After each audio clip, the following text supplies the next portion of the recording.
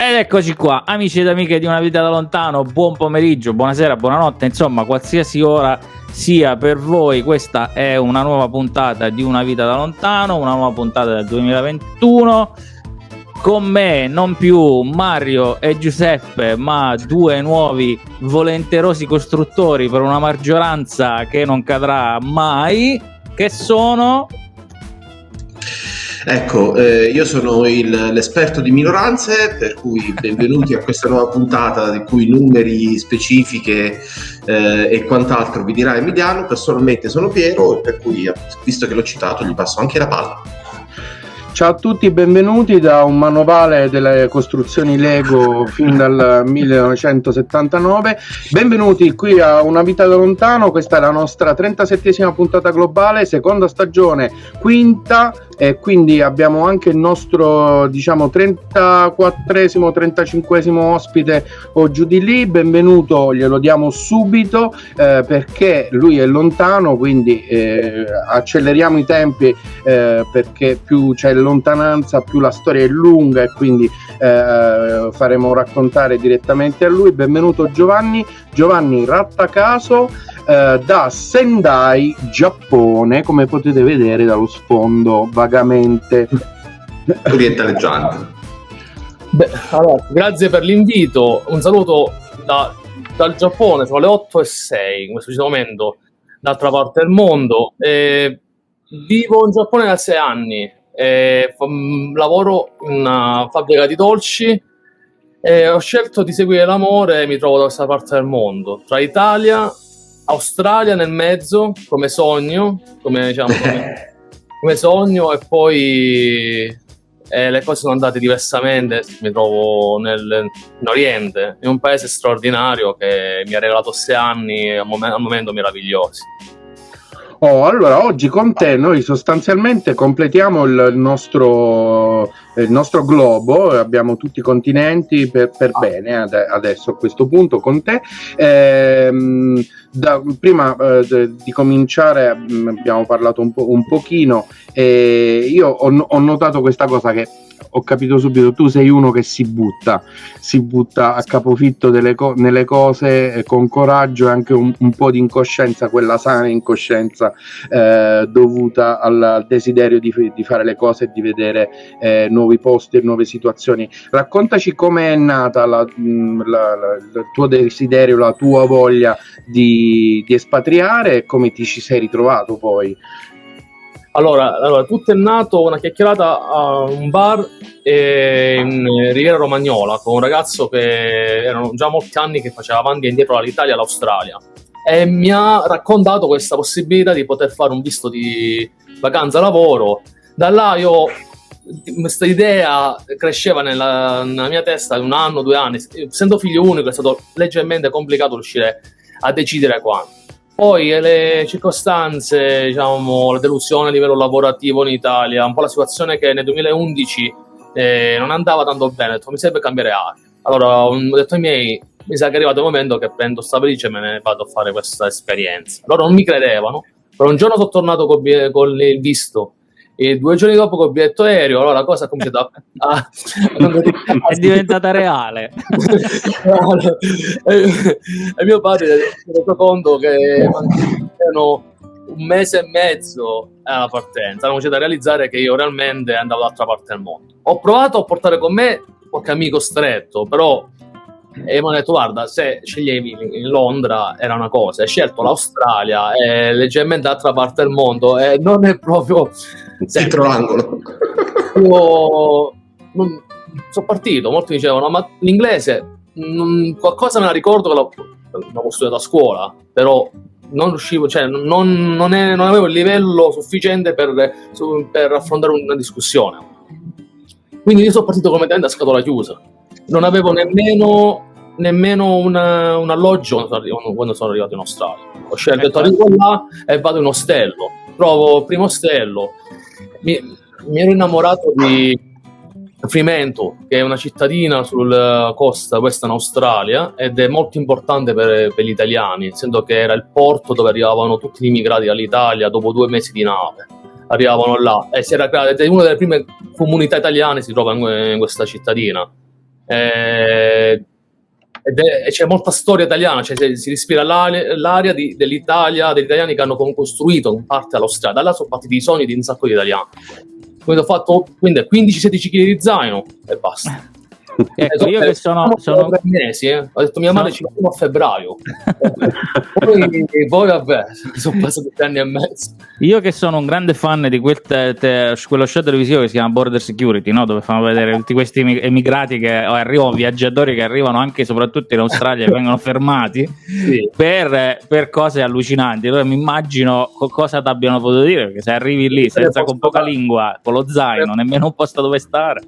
Allora, io posso, la risata ci sarà grossa adesso. Allora, la mia prima esperienza, quando l'agente di immigrazione ha aperto il passaporto, ha letto il passaporto, ha realizzato che ero italiano, ha detto, italiano, Berlusconi bunga bunga. Io là in quel momento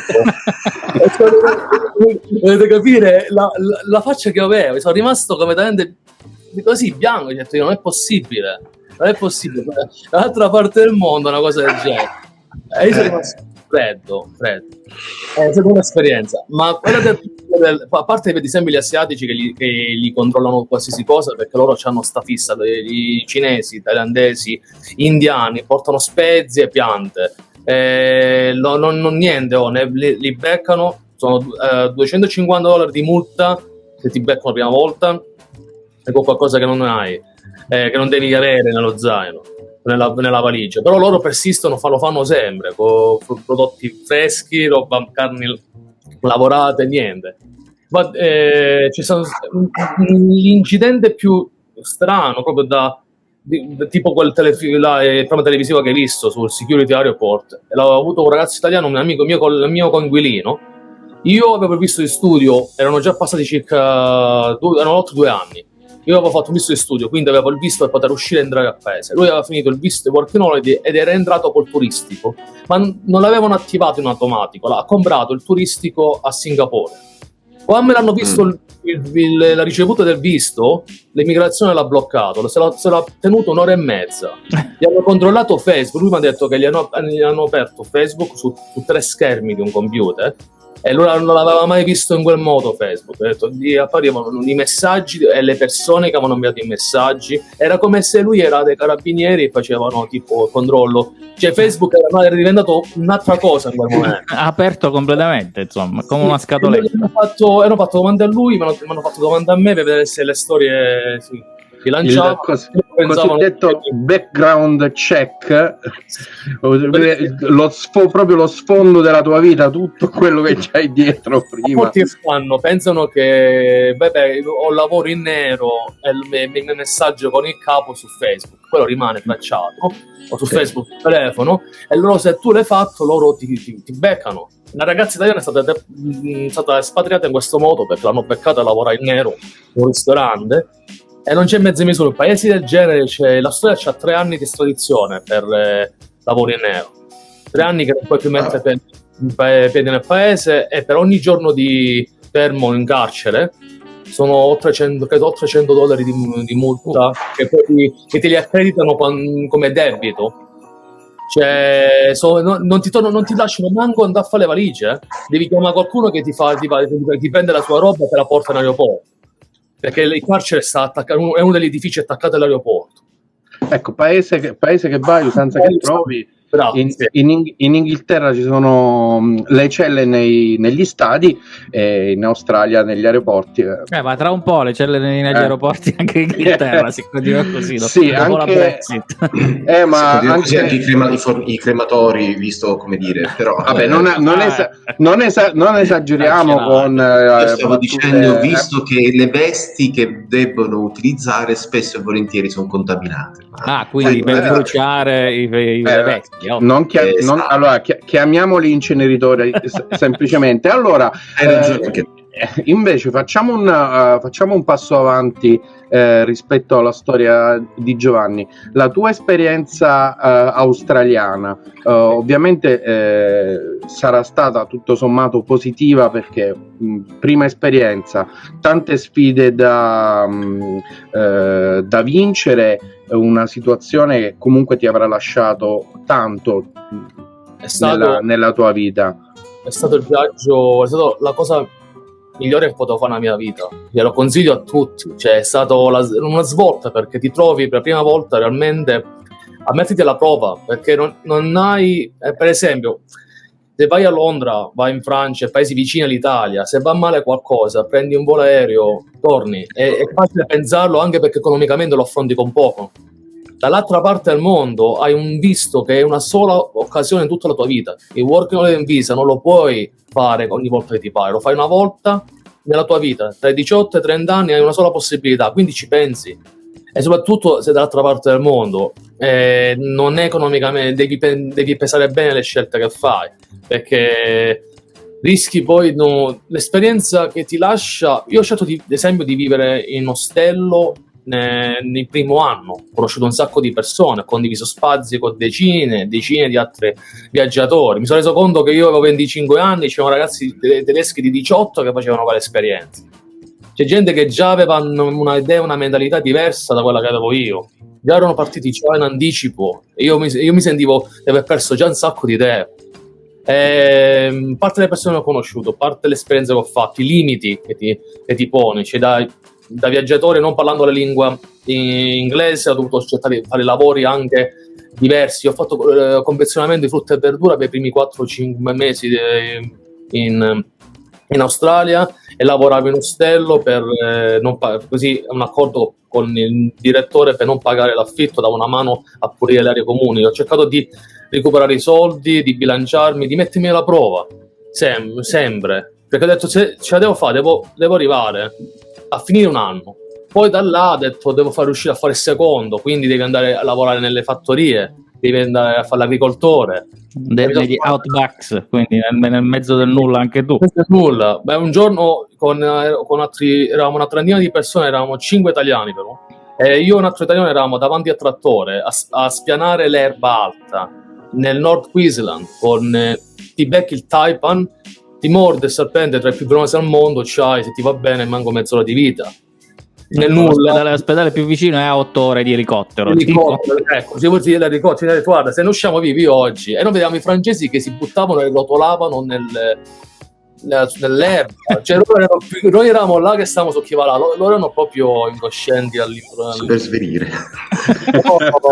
Il tramonto a mare e vedere una delle cose straordinarie è stata vedere la gente che si ritrovava alle 7 di sera, 7:30 a godersi il tramonto, ma decine e decine di persone che si fermavano sulla spiaggia e non ci pensi a queste cose, no? Nella vita normale dici vabbè, cosa sarà mai? Invece vedevi gli australiani proprio che aspettavano quel momento, no? Si ritrovavano là e nel silenzio si godevano una cosa che era comunque spettacolare. Ho ritrovato queste cose qua e man mano che passava il tempo diminuiva anche quello che a me ritenevo utile nella mia vita, diminuivano i vestiti, le comodità, non le cercavo come prima, quindi il mio bagaglio era partito da 16 kg e è arrivato a 7,5 kg, cioè proprio io viaggiavo con l'essenziale proprio.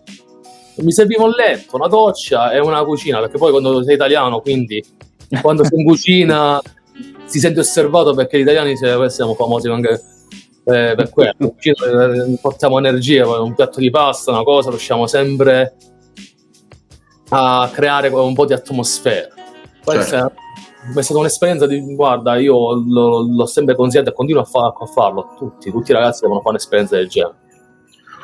Il passaggio successivo, cioè l'andare via dall'Australia, un posto che comunque sei cresciuto molto, hai cambiato il tuo approccio con il mondo, con le situazioni, appunto ti sei trovato bene per tanti aspetti. Lasciare l'Australia è stata una decisione grande, non facile da prendere, mi immagino.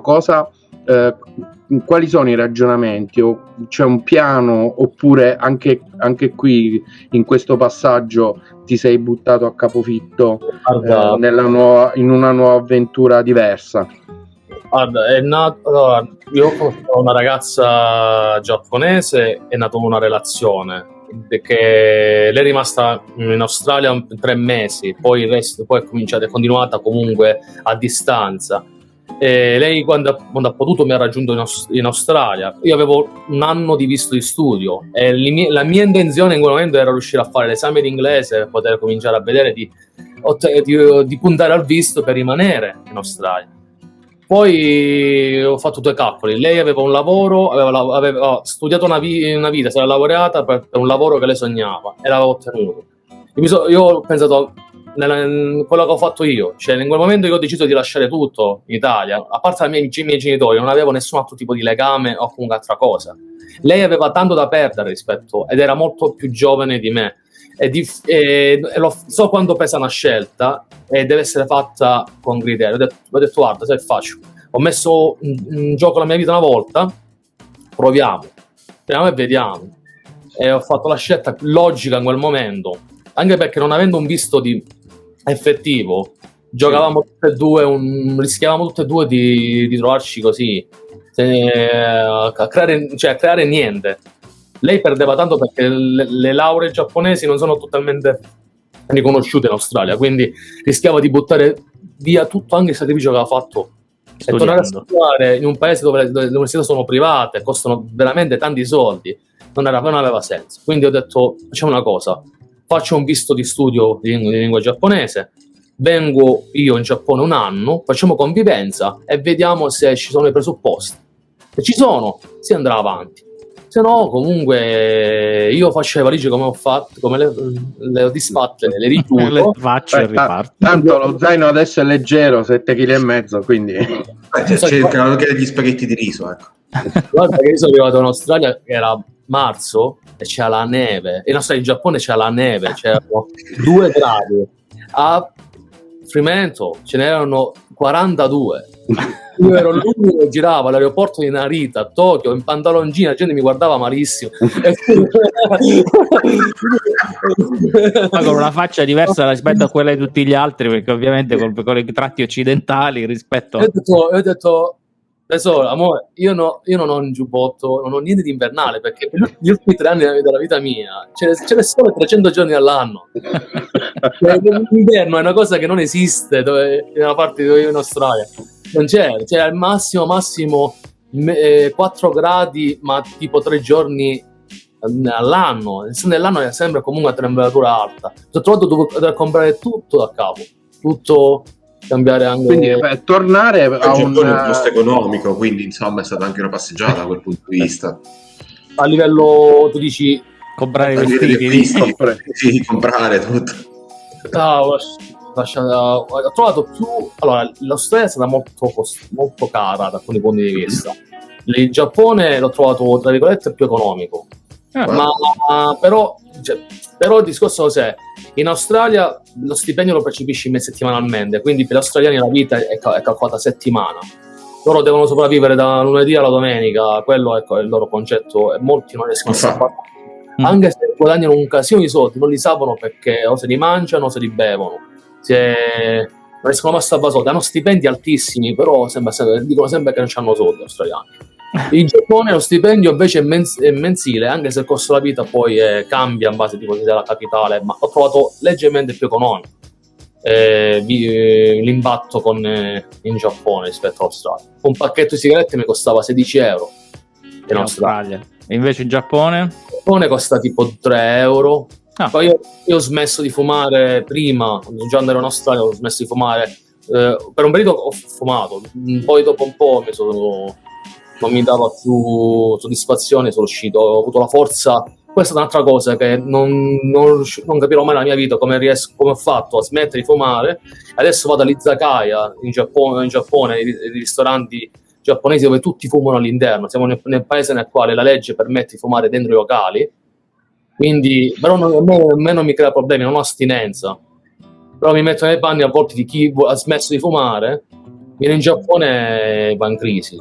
Io sono uno di quelli che ha smesso di fumare quando è arrivato in Irlanda, e i miei amici, 2 dei quali sono qui, fumano, e quindi quando andiamo quando siamo nei posti dove si fuma, Adesso loro sono bravi perché comunque sono molto rispettosi, però ci sono delle situazioni in cui è stato veramente difficile sopravvivere, perché poi diventa, sì, dal volere la sigaretta diventa l'opposto, no?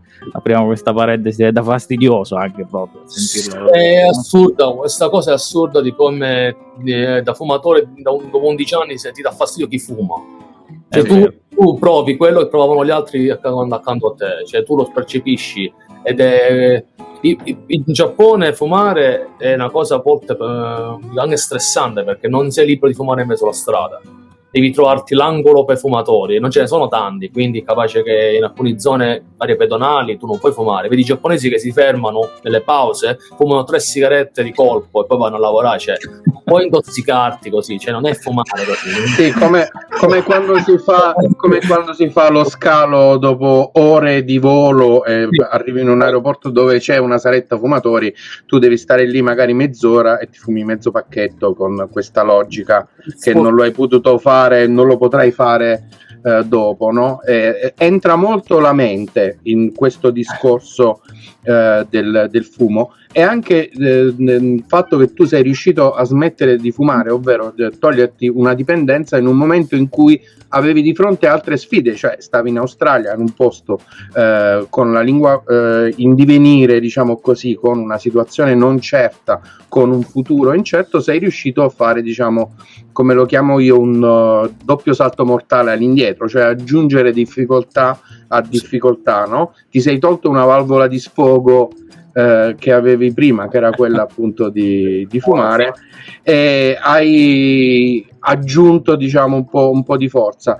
A parte questa parentesi, che per noi è interessante, soprattutto per me e Piero, perché è sempre utile sapere. In caso dovessimo andare in Giappone, tu dici, esatto, sappiamo o anche in Australia, non è solo l'Australia.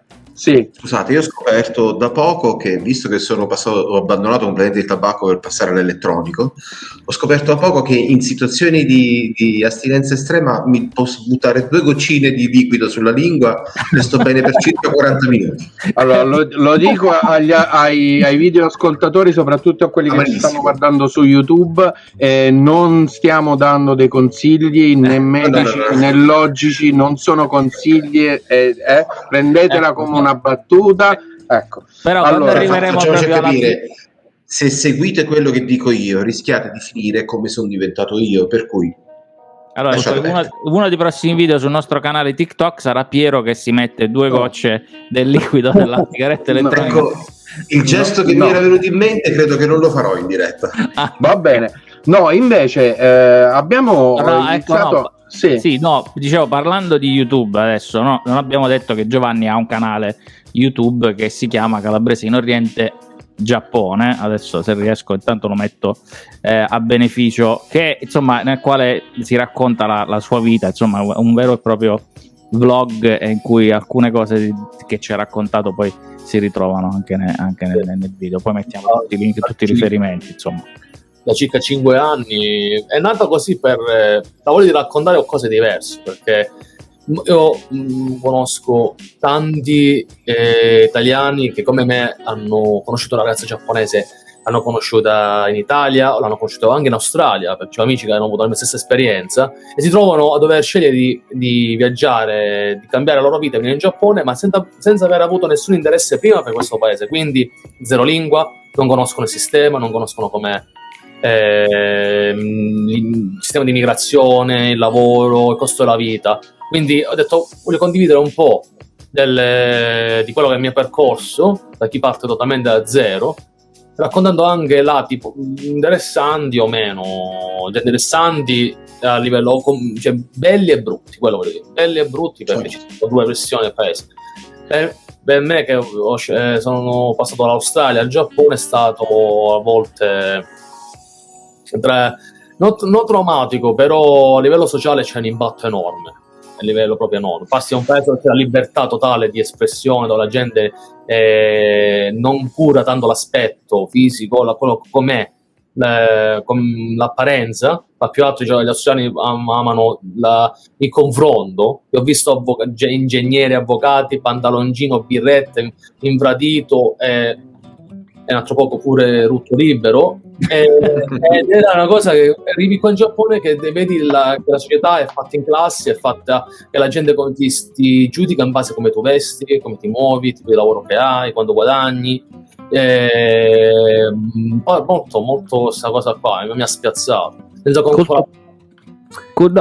Culturalmente è stato proprio uno sbalzo grosso tra l'Australia è stato enorme. Infatti io ho un sacco di amici miei giapponesi in Australia se la ridevano quando mi hanno detto sai, io vado al tuo paese, mi dicevano auguri, perché loro avevano lasciato il Giappone per quella cosa là, per la libertà di poter essere loro stessi e non dover seguire tutto quello che la società non è che non sono regole scritte, sono regole sociali, cioè la gente si comporta così in un modo perché non vuole essere giudicata dal prossimo. Per certi versi ci sono, diciamo, delle analogie tra l'Italia e il Giappone, ci sono molti più punti in comune di quelli a cui potremmo pensare, no? Come società siamo molto complesse, stratificate, con una storia molto lunga, a differenza per esempio dell'Australia, che è un paese giovane, giovanissimo, che si sente ancora giovanissimo e quindi è tutto in divenire, tutto più informale, tutto più attivo, più possibilista, no? Invece nelle società più strutturate ovviamente i confini anche diciamo così materiali inventati sono molto più seri. Io con il Giappone ho sempre trovato tante analogie pur nelle enormi differenze assolute che ci sono, no? Tu queste differenze tra lo scarto tra l'Italia, l'Australia e poi il Giappone, di tutte queste differenze quali pensi siano le più marcate, le più importanti, o quelle che hai capito tu che sono più interessanti da dire? I giapponesi, allora, una cosa è non so se dirla bene o male, questo poi è un po' soggettivo. In Giappone non si dice mai quello che si pensa direttamente, mai. Si cerca di essere diplomatici e cerca di non trovarsi in una posizione scomoda. A volte si dice di pesare un po' la situazione. Quindi in Giappone non dirà mai realmente come la pensa. Se gli chiedi come mi sta maglietta, dirà sempre un complimento. Quando andiamo a mangiare una pizza, sì, andiamo, non andiamo che non ha né tempo né luogo, in un futuro prossimo che non si sa, possono passare pure secoli.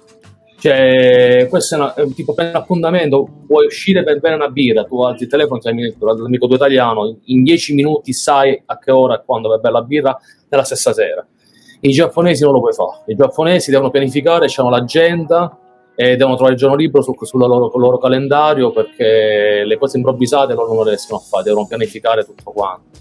Allora c'è questa cosa qua di essere metodici, di essere pianificatori, di avere delle regole ripeto, per la paura di essere giudicati, per paura di fare brutte figure, di offendere il prossimo. Dall'altra parte ti trovi in Australia dove la gente vuole essere libera di dire la propria opinione, più schietta, più diretta, più aperta. I giapponesi fanno fatica a socializzare, soprattutto con gli stranieri. Gli australiani sono abituati perché comunque è un continente fatto da viaggiatori, comunque da immigrati. Il Giappone ha paura di perdere la propria identità. I giapponesi, quelli di una certa età, hanno paura che l'integrazione eccessiva possa portare col passare del tempo a perdere quelle che sono le tradizioni e le radici giapponesi, perché comunque è come che lo straniero che mette piede in Giappone vuole creare il suo habitat, quindi portare le sue tradizioni a discapito di quelle locali, che non è proprio vero sta cosa, però è una cosa radicata nella parte grande del paese, che sono quelle anziane. L'età media in Giappone si aggira sui 46 anni, la gran parte della popolazione. C'è una grande fetta della popolazione che sono intorno ai 60 anni, quindi tutta gente che ha una visione ancora del mondo antica. Qualche giorno fa, l'altro ieri, l'organizzatore delle Olimpiadi ha fatto una uscita veramente tristissima. Al momento ci sono state raccolte più di 80.000 firme per farlo dimettere, e lui ha detto che non bisogna dare alle donne la libertà di organizzare meetup o conferenze perché parlano troppo, quindi sono pesanti. in un momento storico del mondiale dove certe opinioni meglio tenessero per sé, la moglie l'ha sgridato e lui l'ha detto poi pubblicamente che mia moglie e mia figlia mi hanno sgridato, ma ci mancherebbe che ti potevano applaudire. È una cosa ovviamente l'hanno sgridato, è ovvio che l'hanno sgridato. Poi lui non si vuole dimettere, però stanno spingendo parecchio perché lo sapevano che questa cosa all'estero avrebbe tonato. Infatti ne hanno parlato ovunque, perché il Giappone ancora ha questo rapporto con l'integrazione delle donne nella società, la bilancia che non è uguale, non c'è sta cosa che vedi in altri paesi. Ecco, ma invece in famiglia poi questo atteggiamento di essere meno, diciamo, di non dire le cose direttamente come magari possiamo essere noi, di essere più poi cambia, oppure nel cerchio familiare o no? Da quello che vedo molte volte, pure nel contesto familiare, a volte non si discutono i problemi. I giapponesi evitano sempre questa cosa qua di confronto, o comunque creare nei rapporti tipo mio con mia moglie. All'inizio avevo detto della relazione, ho detto io non sono giapponese, quindi bisogna creare un rapporto nel quale dobbiamo dire le cose come se c'è una cosa non va la si dice, si discute il problema, la si affronta, perché poi si vedono rapporti che col tempo si vive insieme solo perché si deve vivere insieme. Ci sono dei rapporti, una parte alcuni giapponesi, 126 milioni di persone non sono tutte uguali, però alcuni giapponesi vivono il matrimonio per non rimanere soli. Alcune donne si sposano per poter avere figli, oppure comunque perché c'è difficoltà col tempo poi avere indipendenza economica. È più un calcolo, a volte è un calcolo più che sentimento da alcuna parte della popolazione. D'altra parte c'è il fatto di discutere. Il Giappone è un paese che ha un alto numero di divorzi. Il Covid ha anche spinto un po' di più, perché molti articoli facevano anche ridere l'anno scorso. Uscivano questi articoli, dicevano che i giapponesi in questo periodo del Covid passavano molto tempo a casa e tempo con le loro compagne, cose che non capitava normalmente. Quindi questa relazione forzata ha creato divorzi di più rispetto alla media, cioè è incredibile sta cosa. Però è così, cioè, loro hanno questa cosa qua di non affrontare, lo vedo pure a livello lavorativo, il problema non lo si vuole affrontare, si cerca sempre di girarci intorno, il problema è che non lo puoi nascondere a oltranza, lo si vede ogni cosa. È una delle cose più tristi anche quella di Fukushima, che al momento il Covid ha coperto tutto, questo problema non c'è, però il Giappone è pronto perché è stato approvato. Il primo ministro pure giapponese ha dato il via libera, è solo una questione di decidere la data e cominceranno a diluire l'acqua delle cisterne della centrale a mare. Il progetto durerà 40 anni, ma non è una scadenza. Di mettere 40 anni perché ci vogliono 40 anni per smaltire la quantità di adesso, ma la qualità che poi ovviamente ogni anno si riformerà, tra 40 anni tornerà. Quindi è come dire, io adesso firmo la libertà di poter scaricare quest'acqua a mare per tutto il resto dell'infinito, all'infinito, che è assurdo per un paese come il Giappone pensare una roba del genere, eppure anche per noi probabilmente la gente sarebbe scesa in strada a protestare. Le comunità dei pescatori locali sono tutte quante rivolte perché già c'è poco viene distrutto, perché già la prefettura di Fukushima sta pagando un prezzo enorme. La centrale è solo in una parte piccola della prefettura, ma tutta la prefettura paga il prezzo, anche aziende agricole che stanno a 200 km dalla centrale pagano il prezzo. Qualsiasi cosa che viene venduta con Fukushima automaticamente a volte viene anche deprezzata. Alcuni alimentari mettono direttamente l'angolo solo di quella roba che viene dalla prefettura. Invece dell'angolo delle cose in scadenza, l'angolo delle cose di Fukushima, vedi il prezzo che è della metà. A volte la stessa verdura viene a costare la metà, perché a volte alcune aziende non devono proprio specificare quale punto preciso della prefettura, quindi nel dubbio gli alimentari sono costretti a dover mettere un prezzo basso. L'anziano di 70-80 anni compra quella verdura perché non si crea il problema, perché è più economica del resto, per lui va bene. Le pensioni qua c'è una parte della popolazione ricchissima, c'è una parte della popolazione che non sta là. C'è una povertà, io la chiamo la povertà nascosta. L'apparenza, molta gente cerca sia che di vestirsi più o meno bene, no? Di non sembrare che non economicamente in problema, però lo è, nel senso hanno dei lavori precari. Adesso il Covid sta facendo fuori tutta quella sezione là di tutti questi qua che hanno il part-time o il baito ancora peggio del part-time.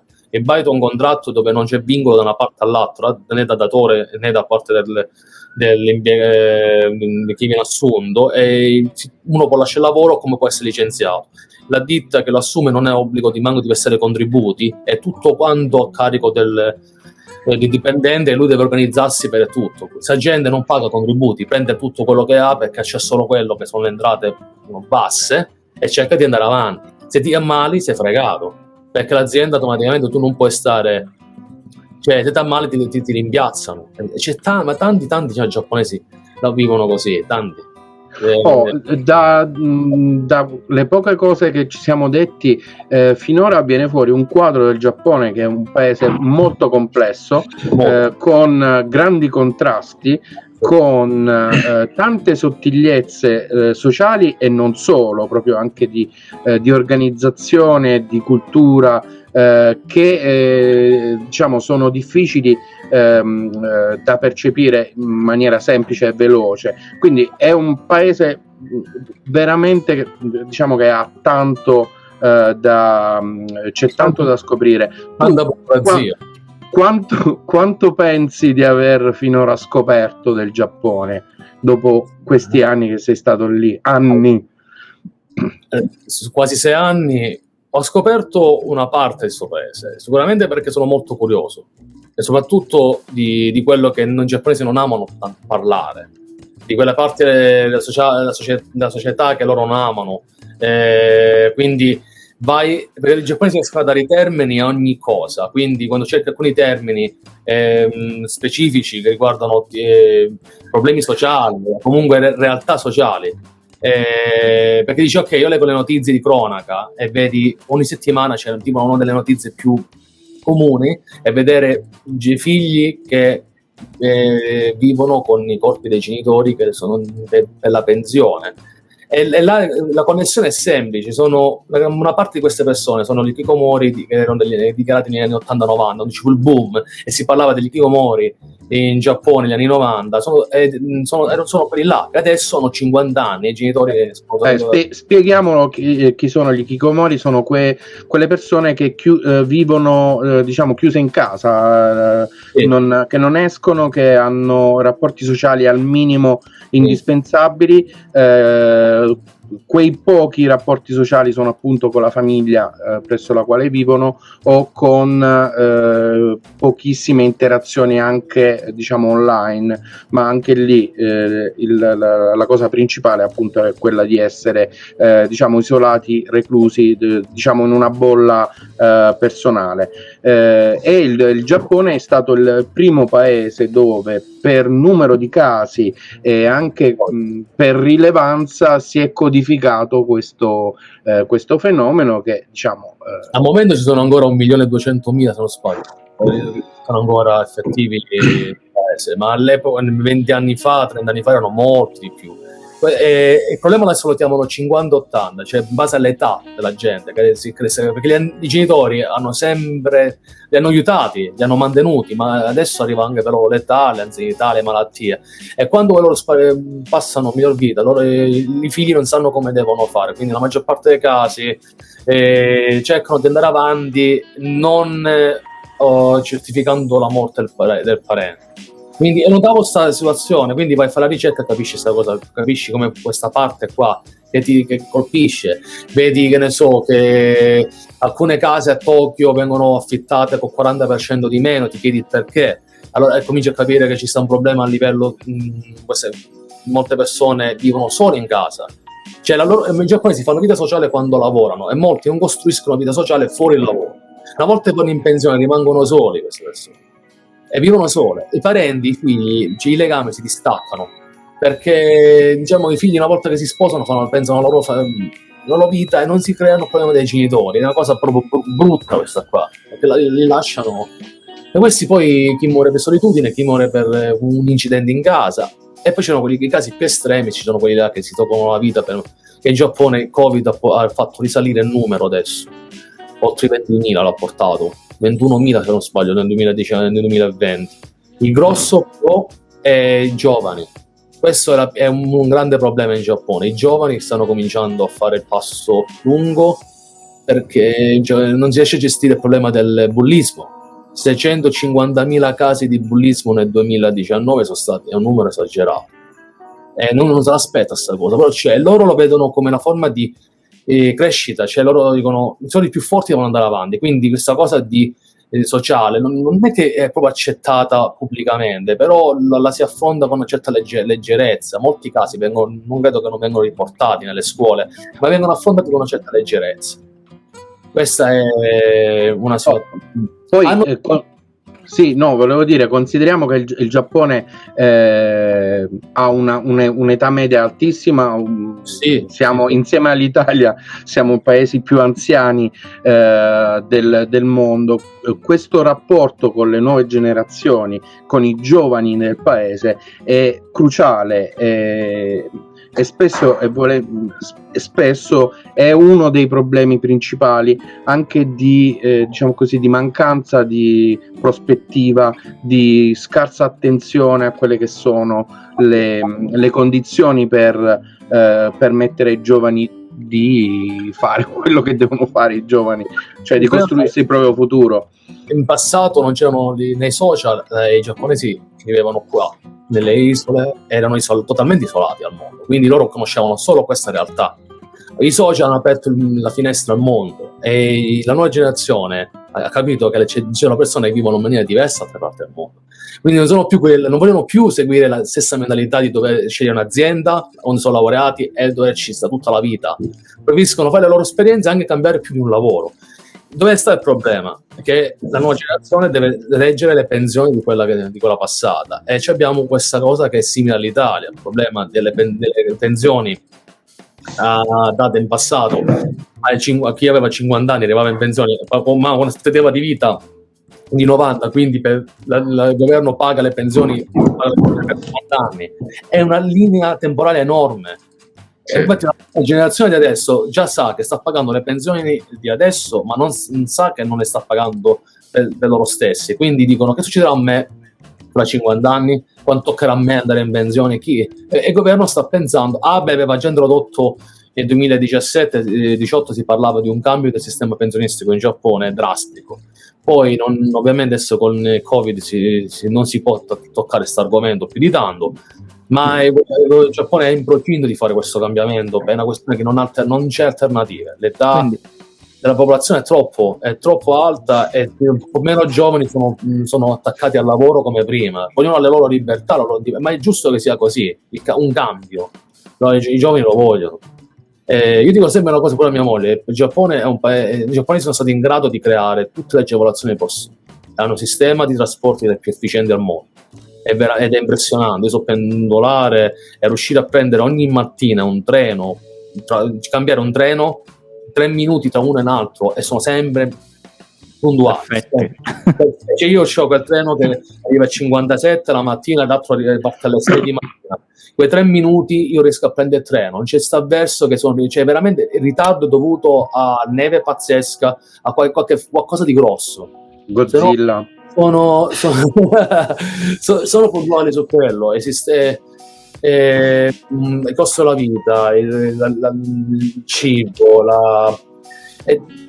è tutto, tante cose funzionano bene. Uffici postali che sono aperti anche di notte, c'è uffici postali in Giappone aperti 24 ore su 24. Loro sono riusciti ad aiutare a compensare pure nei momenti in cui le persone hanno meno libertà, nel senso il giorno lavorano, la sera sono liberi, quindi alcune attività sono pure funzionali la sera. Sono riusciti a fare un sacco di cose. Non capisco perché vi dovete sempre stressare a volte troppo.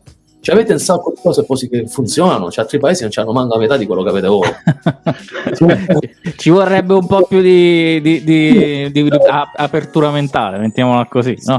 Sì, quello sicuro, sì. Però poi ci vuole mica. Infatti, ragazzi, ci vuole mica, relax.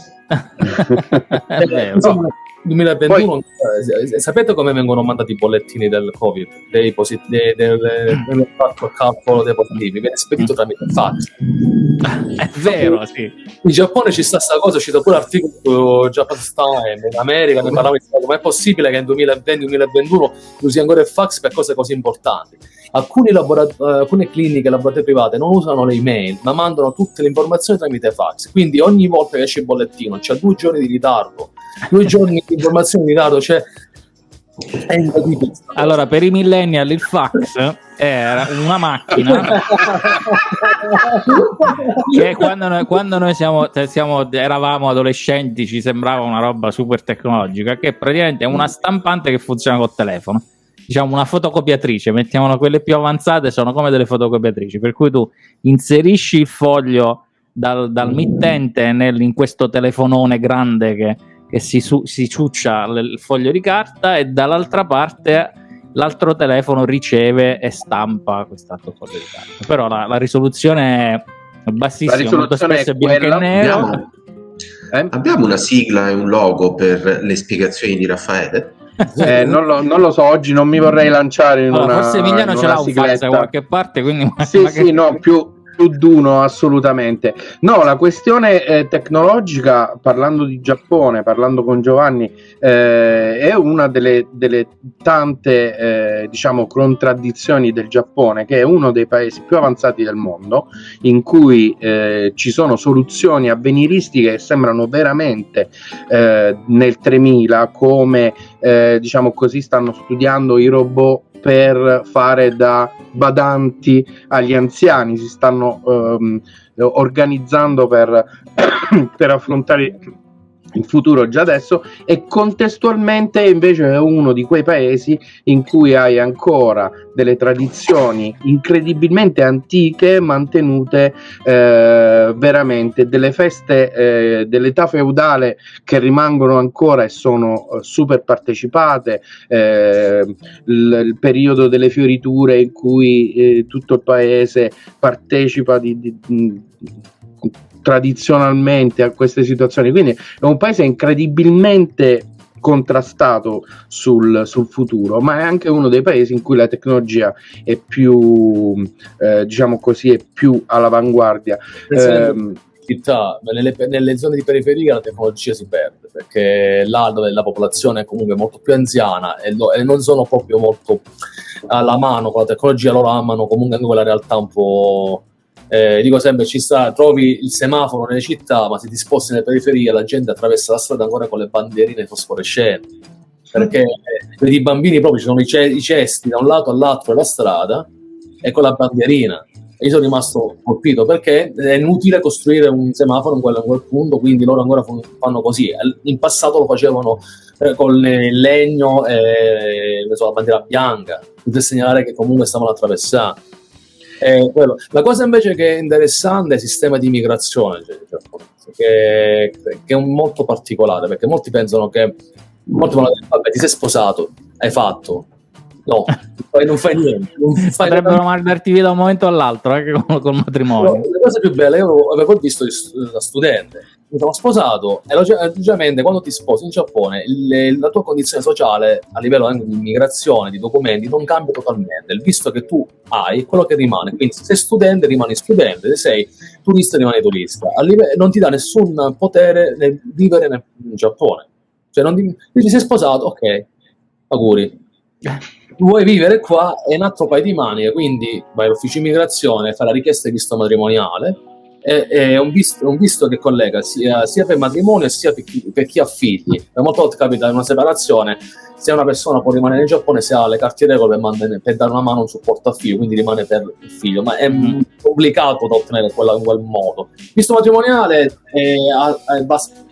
per ottenerlo serve una documentazione assurda, soprattutto quando il governo controlla pure la controparte, il giapponese, quindi se il marito o la moglie giapponese hanno pagato le tasse, hanno prestato i contributi, il tipo di lavoro che hanno, perché se vanno un tipo di lavoro con un contratto specifico, perché se non c'è quel contratto tipo è un part time, non può ottenere il visto la coppia, quindi deve subentrare il suocero che deve garantire, no?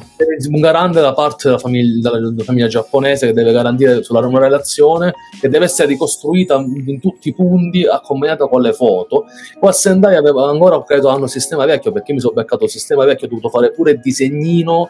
Io me lo giuro, io non ci potevo credere. Ho guardato mia moglie e ho detto: ma stiamo scherzando? Qua bisogna disegnare casa, cioè com'è il quartiere dove noi viviamo. Ma perché disegnino? Che è sta? Per far vedere che tu ti ricordi dove vivi, praticamente. Io ho chiesto a Tokyo: ma avete fatto questa cosa? E tu no, guarda che no, sinceramente. Beh, ma magari se Sendai è un posto così piccolo che si può chiedere questa cosa, a Tokyo è un po' più complicato, perché tu sicuramente non sai la geografia dei palazzi intorno a te, conosci le fermate dell'autobus, quelle della metropolitana e Sendai, forse in totale ci saranno 10.000 stranieri su 1 milione e poco più di abitanti, quindi siamo pochi noi stranieri. Il visto matrimoniale non ha una scadenza di un anno, 3 anni e 5 anni, quindi ogni scadenza ti controllano se tu sei in regola. La minima cosa è rispetto alla legge, a volte potrebbe creare problemi anche se becchi una multa, perché ogni cosa che può essere negativa ti mette in una certa lista, no? Quindi loro controllano se tu paghi l'assicurazione medica, se versi i contributi, se paghi le tasse comunali, se tu devi essere in regola su tutto, devi portare proprio la documentazione. Quindi non è che dici fai come ti pare, no? Poi il visto va. E io adesso quest'anno forse comincerò la procedura per fare il permanent, che sarebbe un visto illimitato. Rinnovo solo per la foto in sé per sé. Però per ottenerlo devi fare un'altra documentazione diversa, perché devo dimostrare di essere indipendente, cioè il mio lavoro posso vivere come lavoro senza essere legato a mia moglie.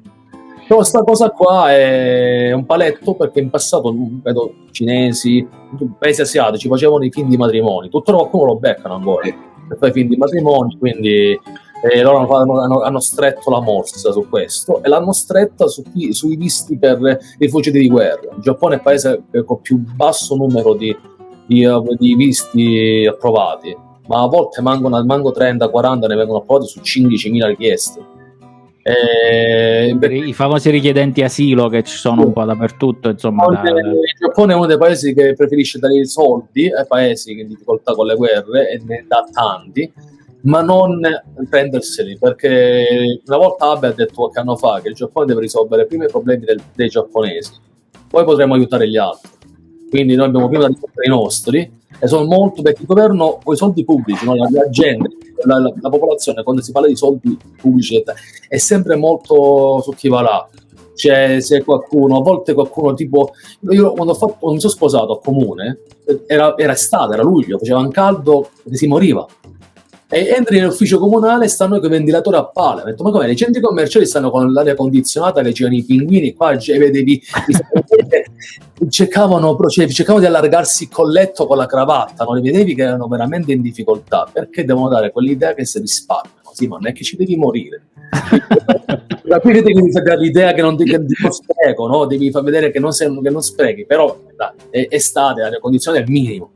Loro hanno sta cosa qua, quindi immaginate il discorso di dire diamo soldi per aiutare, già quando hanno avviato dei visti nel 2019 per chi lavora per 3 anni, cioè i lavoratori, quelli nel settore industriale, agricolo, la maggior parte tutti vengono da paesi asiatici in via di sviluppo, quindi gente facile da gestire, no? Ma non dopo a basso costo, la chiamo io. Facile proprio. Questa gente qua chi ha lo skill visa, chi riesce a prendere lo skill visa perché ha una laurea, un lavoro più tecnico, una parte del governo contestava la libertà che questa gente aveva di portare la moglie e i figli, quindi automaticamente i figli e la moglie potevano ottenere delle agevolazioni a livello sanitario, e non volevano sta cosa qua, quindi volevano che si dovevano pagare, quindi è scoppiato un casino pure per questa cosa. Immaginate come sono molto chiusi in loro, quindi.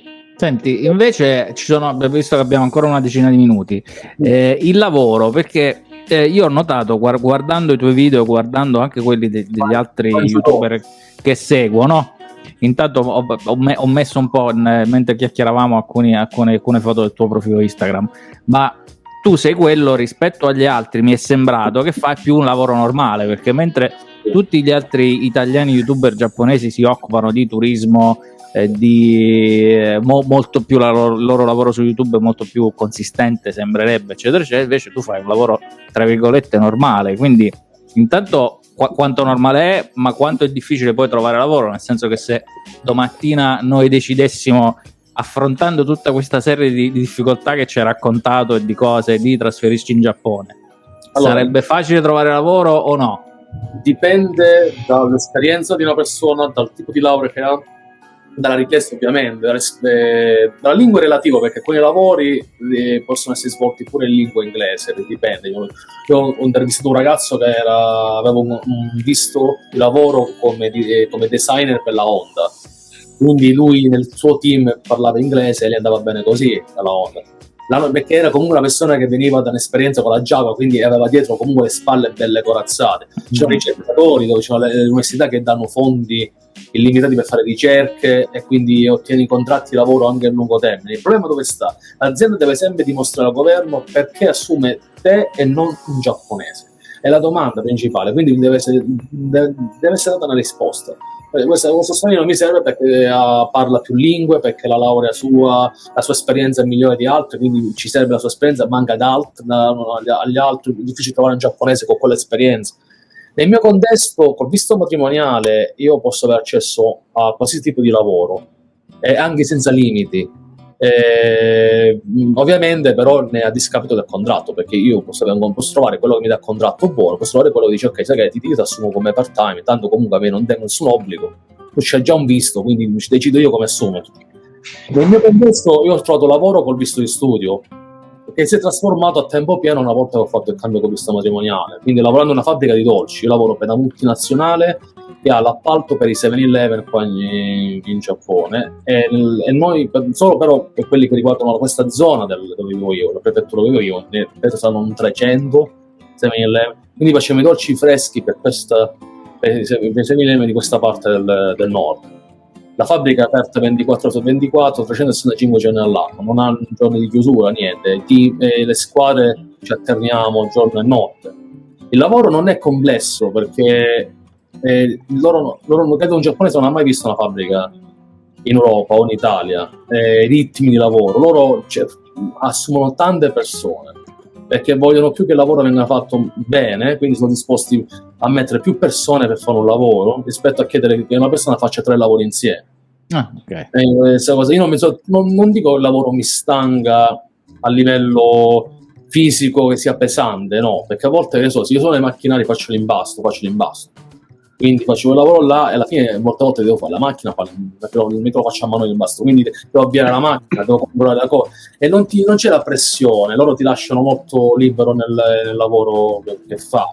Quindi per me, essendo che comunque una multinazionale è un contratto fisso, e ormai sono quasi a maggio saranno 6 anni che lavoro per loro, quindi è una stabilità. Ecco perché non ho mai fatto il fatto tipo del turismo, fare qualcosa come altri che sui social, perché, sì. Anzi ti dico che questa cosa mi ha salvato, perché certo. il Covid ha bloccato tutto e ancora non si sa ancora quando arriverà la luce, sì. Quando si vedrà in fondo al tunnel, perché a gennaio il governo doveva dire come avrebbe gestito l'apertura per marzo-aprile, ma siamo con 11 prefetture in stato di emergenza nazionale e con il stato di emergenza nazionale ancora attivo fino al 7 di marzo, qua ancora di turismo non se ne parla, quindi io non è cambiato niente, anzi il lavoro all'aprile l'anno scorso è pure aumentato, perché ovviamente la gente stando più a casa mangia più dolci e quindi consuma di più, non va lontano, i convini sono comunque ovunque, vicino a 300-500 ma nemmeno 500 metri da casa tu trovi comunque un combini, quindi dicevo vado a combini che è aperto 24 su 24, vado a prendermi il dolce, quello e quell'altro, quindi noi produciamo, domani cominciamo un bignè al cioccolato perché c'è San Valentino e sono sicuro già che in questo momento sono le 9 di sera, c'è il team del laboratorio mio non avrà non stop per i prossimi 4-5 giorni, non avremo un numero noi sulla tabella tipo di ordine, automaticamente andremo avanti a ruota e faremo totale tra 3 diversi tipi di dolci 80-90 mila pezzi. faremo uscire. Quindi sostanzialmente il tuo punto di vista sul Giappone, sulla vita del Giappone, sulla cultura del Giappone è un punto di vista completamente immerso nell'essere giapponesi e nel vivere la vita di tutti i giorni, perché pur con le differenze, pure col fatto che sei straniero e tutto, però appunto non vivi una vita particolare privilegiata, appunto, di andare in giro e vivere una vita di vacanza e raccontarla. Quindi il tuo vlog su YouTube, i racconti che fai sono uno sguardo normale su una vita normale di un paese che tanto normale per noi non è, insomma, perché ha le sue particolarità. Molti sono spaventati nel trovare lavoro in Giappone, cioè non è che molti non lo trovano, non c'è il lavoro, non hanno paura del sistema sociale giapponese, il fatto che qua fare 10 ore di lavoro è una normalità, che devi stare attento che quello di straordinario è una normalità. Un salaryman ha una media di 110-130 ore di straordinario al mese ed non tutte le aziende le pagano. Casi estremi, un manager di 2 ristoranti di sushi raggiunto nell'anno ottobre 320 ore straordinarie e ci ha rimesso la salute. Cioè qua lavorano tanto e per loro perché qua in Giappone il tempo sul lavoro è più importante del lavoro ottenuto, nel senso loro non intendono fare un lavoro veloce, perché se lo fai troppo veloce vuol dire che non stai attento, lo potresti fare male. E poi non è tutto vera sta cosa, però loro intendono prenditi il tuo tempo, quindi a volte allungano parecchio il lavoro quando si potrebbe fare più velocemente. Hanno poca elasticità su alcune cose. Io questa volta vado in conflitto, essendo io occidentale, con modo a volte anche nostro più sbrigativo, non sbrigativo negativo, trovare la soluzione è velocizzare i tempi. Sì. Loro invece vanno lenti, è proprio il sistema che è così. Personalmente io mi trovo bene, perché non puoi cambiare il paese, cioè uno viene qua in Giappone, vuole cambiare il Giappone, è meglio che non ci viene, ti devi adeguare. Non tutto ti può piacere, ovviamente non accetto, non condivido tutto, però vivo, no? Paese che vai, usanza che trovi, si diceva una volta, no? Quindi mi sogno, mi è arrivata da 2 mesi una bambina, questa casa l'abbiamo comprata, quindi 5 anni cose ne ho fatte. Le soddisfazioni le sto prendendo e il Giappone mi sta dando tanto. Io non mi piace parlarlo nel bene e nel male, così una persona quando viene qua vede tutte e due le realtà, no? Molte volte raccontare troppo bene, poi la gente rimane delusa quando viene qua, si trova davanti delle realtà che forse non pensava che erano possibili. Dare degli sguardi onesti è più giusto. Sì, Piero, scusa, non ti volevo interrompere. Per riassumere un attimo, mi verrebbe a dire che la tua avventura all'estero è iniziata un po' come all'inizio come lo stimolo di vado a trovare una cosa nuova, e ti sei recato dall'altra parte del mondo in un posto dove c'era comunque una lingua occidentale ma che conoscevi solo le basi. Dopodiché hai deciso di fare uno step up, quindi sei andato dal posto lontano a uno ancora più lontano, con una cultura che ha dei punti in comune ma completamente diversa, con una stratificazione culturale e tradizione ultramillenaria, con una lingua che è tra le più complesse al mondo, e quindi sei andato in Giappone. Ora io volevo farti l'ultima domanda, che era abbastanza semplice, ma per semplificare il tuo futuro hai già pianificato di andare a vivere come esponente anticomunista nella Cina Beijing? No. No, perché mi è sembrato che finora hai fatto sempre, come dire, delle scelte basate su ma questo è facile, ci vado domani. No, credo, ma molti mi hanno dato del pazzo, molto. I miei genitori sono i primi, amici mi dicono come fai, molti mi conoscono, vanno sui social, dicono come fai a fare delle scelte, e il discorso è che a volte la paura è quello il problema, perché provare, sbagli, va male, ma rimane il fatto che hai provato. Se no rimane un'intera vita di rimorso, che è ancora peggio, cioè te lo porti per tutta la vita il fatto, cioè, se hai la possibilità, sono persone che non hanno la possibilità, e posso capire, ci sono persone che hanno difficoltà, non hanno la possibilità, ma se uno ha la possibilità la deve prendere, deve poter avere di viaggiare, di poter fare, perché anche non è detto vivere all'estero, fare l'esperienza ti arricchisce, poi torni in Italia e quell'esperienza ti è utile, ti darà un'agevolazione, qualcosa in più rispetto agli altri. e tutto là, cioè, alla fine. A volte la gente non va per paura perché gli piace quello che conosce, no? Il paese, comunque il vicinato, le amicizie. Ho visto gente che diceva: no, ma a me mi manca l'aperitivo, a me manca. Sono cose frivole da un certo punto di vista, perché con il tempo poi si cresce e comunque le amicizie cambiano, tutti cresciamo, chi non avere la famiglia, il tempo poi con gli amici o con l'aperitivo, un altro si perde. Quindi le occasioni, se arrivano, uno deve prendere. Ho visto tanti ragazzi perdere le occasioni, poi in Australia, treni che sono passati e ragazzi che non l'hanno presi, e poi a distanza di qualche anno mi hanno scritto: mi trovo adesso in Italia senza lavoro. Mi ricordo un pizzaiolo, un ragazzo che aveva trovato lavoro in una cittadina delle Miniere, 10.000 abitanti, contratto 60.000 euro al mese, 60.000 euro all'anno, vitto alloggio pagato, 2 mesi che era arrivato in Australia. Questa è la svolta, visto, e in giro di un anno lui poteva ottenere il visto di 4 anni e la cittadinanza in massimo, ma proprio tirato 6, la cittadinanza australiana.